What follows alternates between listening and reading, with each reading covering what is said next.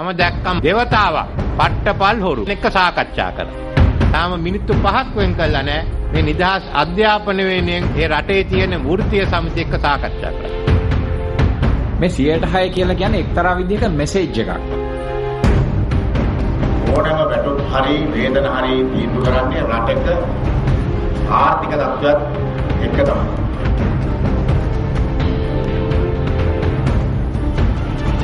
This is Primetime News live here on News First. A very good evening.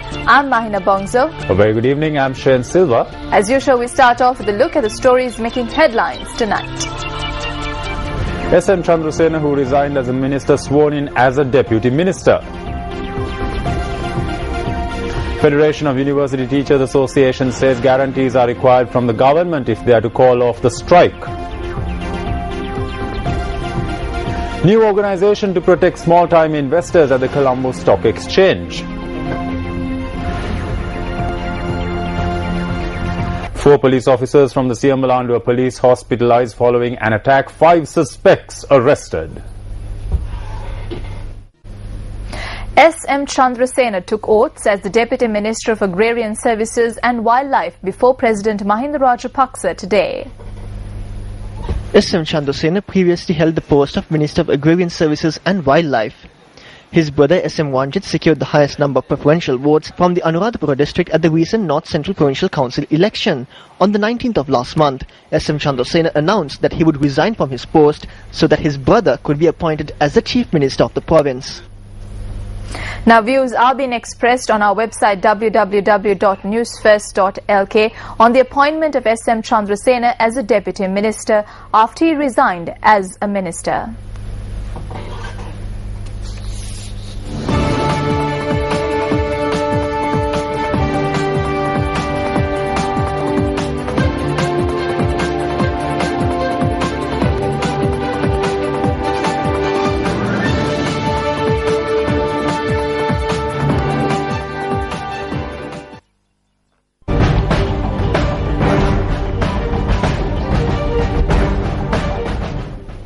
President Mahinda Rajapaksa declared open a new 3-storey building at the Rahula National School in Godakavala Ratnapura today.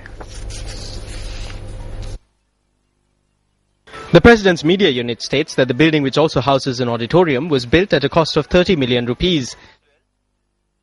The President engaged in a cordial discussion with the students and staff following the opening.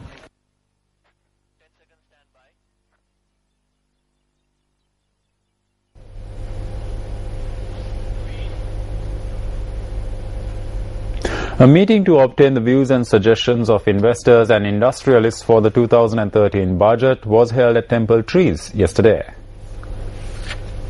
The presidential media unit says that the industrialists and investors had commended the government for creating investment opportunities by expanding the country's infrastructure. A communique issued by the presidential media unit notes that the investors had pointed out that their businesses had grown since the end of the 3-decade-long war. The investors had appreciated the tax concessions that have been granted and the introduction of new investment sectors. They had also submitted their proposals for the 2013 budget.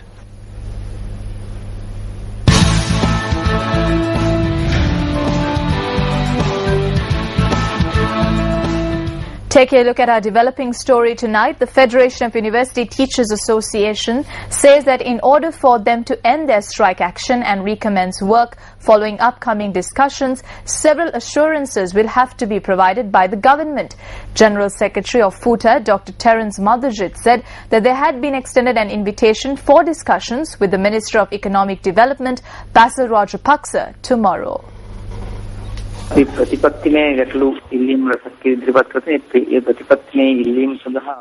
have submitted several policy issues. We need some sort of framework in relation to these policy demands. We referred several circulars that impinge on the independence of universities to him several weeks ago. These circulars must be withdrawn as soon as possible. The salary arrears for the past 3 months must be paid in full. When discussions were held with Dr. P.B. Jayasundara on the 5th of September, he said that a proposal for a long-term solution to the wage issue would be put forward. But we did not have an opportunity for discussions after that, so we need to receive that proposal. Once all these conditions have been fulfilled, based on the agreement of our membership, we will be able to cease the strike action.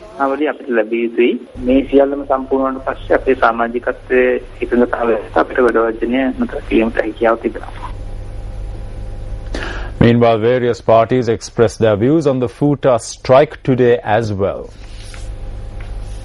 නිදහස් අධ්‍යාපනය ගැන දැන් රටේ විශාල මතයක් ඇති වෙලා තියෙනවා. Free education has now become a contentious issue in the country, but the government does not discuss it. I saw on 2 occasions where the president held discussions with representatives of the stock exchange.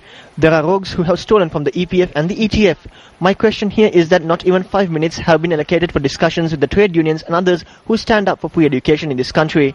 මුදල හොරකම් කරපු පට්ටපල් හොරු. මගේ ප්‍රශ්නේ තියෙන්නේ තාම මිනිත්තු 5ක් වෙන් කළා නෑ. මේ 106 කියලා කියන්නේ එක්තරා විදිහක මෙසේජ් එකක්. අධ්‍යාපනය සම්බන්ධයෙන් රාජ්‍ය කාර්යභාරය සම්බන්ධ. This 6% is a message of sorts. It is a message regarding the duty of the government with regard to education. Today we need to take a discussion beyond an opposition slogan. Now it is being said that this is a conspiracy to topple the government. Toppling governments or otherwise is not the job of the FUTA. Our duty is to take this discussion forward with anyone who shows interest in it. ආචාර්ය සමිති සම්මේලනයේ කාර්යභාරයක් නෙමෙයි ආණ්ඩු පෙරලනවද නැද්ද කියන එක. විශ්වවිද්‍යාල කතිකාචාර්යවරු මහාචාර්යවරු මේ වැඩේ කරගෙන ගියා බොහොම හොඳයි. ඒ වුණාට කිසිම දේශපාලන පක්ෂ සම්බන්ධ කරගන්න කැමති නැතිලු. මේක උගුරට හරහා බෙහෙත් කනවා වගේ වැඩක්. The university lecturers took this campaign forward and that is very good, but they say that they do not want to include any political parties. This is like taking medicine without the knowledge of the truth. It cannot be done that way. If this should be obtained from the government and the government is not giving it, then what should be done? This is obviously not a campaign that is on the side of the government. There is no need to lie. Not a single person here would have come here unless they are against the government. They have a backbone and they are here because they are opposed to the government. I kindly and respectfully ask that, in order to have these demands fulfilled, join with the UNP and leave aside the others with ulterior moves. තවම අවස්ථාව තියෙනවා budget එකට ඉස්සරින් මේ විශ්වවිද්‍යාල ආචාර්ය මණ්ඩලයෙන් නියෝජිතයන් කැඳවලා There is still an opportunity for them before presenting the budget to call upon the university lecturers and say, we will be spending this much on education. They can respond saying they will resolve the university lecturers' salary issue. It is good for the government to respond in this manner.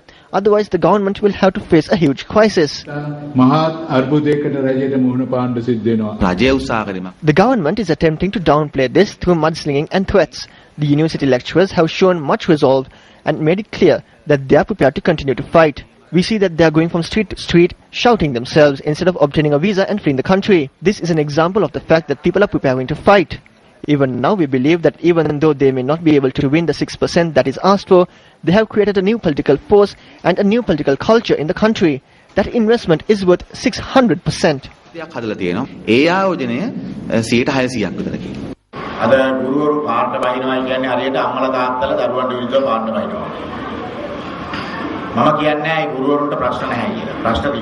When teachers take to the streets, it is similar to parents taking to the streets against their children. I am not saying that these teachers do not have problems. They have problems, but any salary is determined on the economic status of the country. Today, allocating 6% of the country's national expenditure for education is a controversial issue. I looked at how much other countries allocate for education. The US allocates 5.4%. Canada allocates 5.1%. Countries like Australia allocate 5.2%. Our neighbor India allocates 4%. Do they go on strike asking for 6%? UNP Deputy Leader Sajith Premadasa says that the current state of the country's education sector clearly shows as to who is engaged in treason. He made this statement at an event in Palitha today.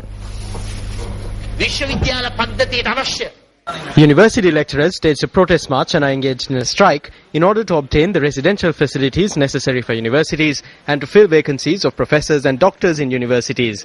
In this backdrop, the Minister of Higher Education says that the university lecturers are conspiring with international forces. I wish to tell SB Disanayaka that the real traitor who has crippled the education sector in the country is not the university lecturers but SB Disanayaka. You are the one who has driven an entire generation of university students to despair. मेरटे अध्यापन पद्धतिय रट अकर्मण्य करन सबै द्रोहिया विश्वविद्यालय आचार्यवरुण नेमे SP Disanayaka अमतिवर. MP Sajith Premadasa participated at an event to distribute Janasuya children's account books to a group of children from the Palitha area.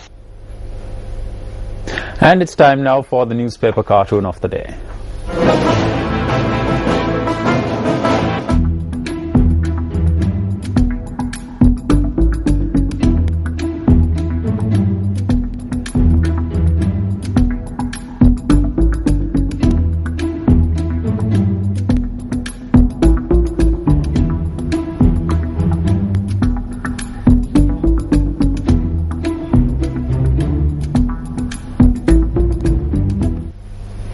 The Australian High Commissioner to Sri Lanka, Robyn, Mudie, says that Australia will provide 34 million Australian dollars for Sri Lanka's primary and secondary education sectors. The High Commissioner made this statement at the opening ceremony of the Adhyapana 2012 Expo at the BMICH in Colombo today.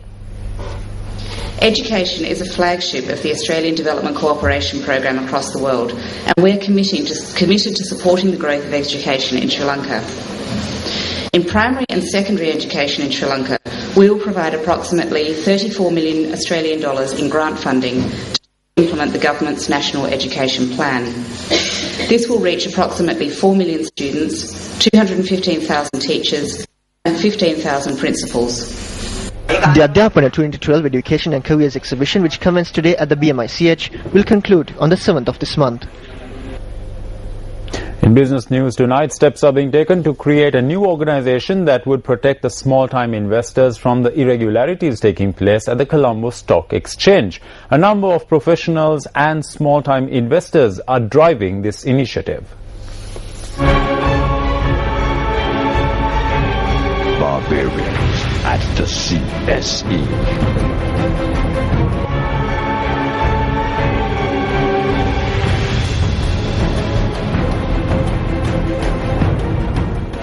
The new organisation is to be named the Sri Lanka Independent Stockholders Association.